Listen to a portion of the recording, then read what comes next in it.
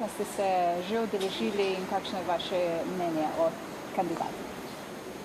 Udeležil sem se zaslišanja komisarke za regionalni razvoj, gospe Creţu, romunske kandidatkinje. To je odbor, katerem sem polnopravni član, to sem tudi lahko postavil vprašanje.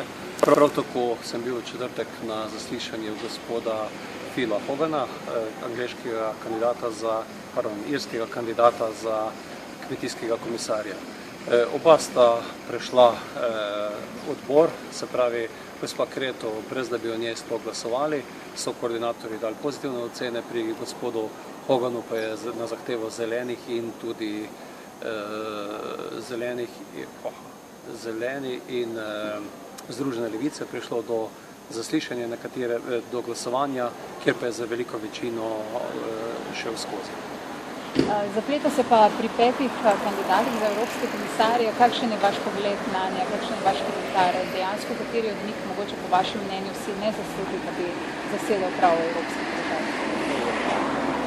Zaslišanje komisarjev je dosti bolj resna in odgovorna in negotova zadeva, kot je zaslišanje na primer ministrskih kandidatov v našem parlamentu, kjer se naprej ve, da koalicija neizprosno brani svoje kandidate.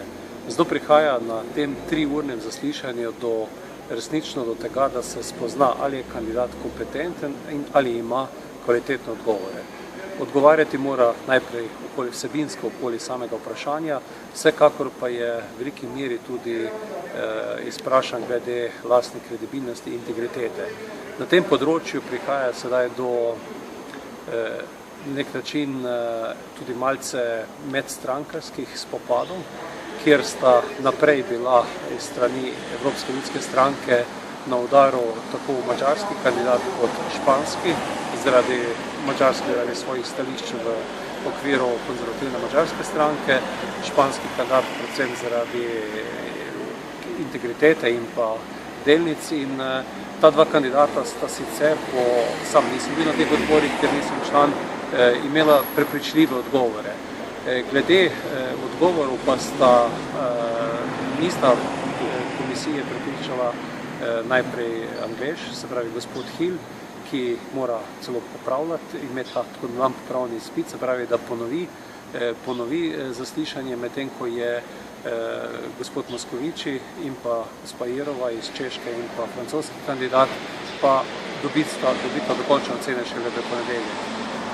Iz krogov, kjer so te ljudi spremljali, so bili vsebinsko, predvsem ti zadnji trije, se pravi gospod Hill, gospod Moscovici in gospa Jerova, zelo vprašljivi, zato bomo videli, kakšna bo odločitev v ponedeljek. Verjetno pa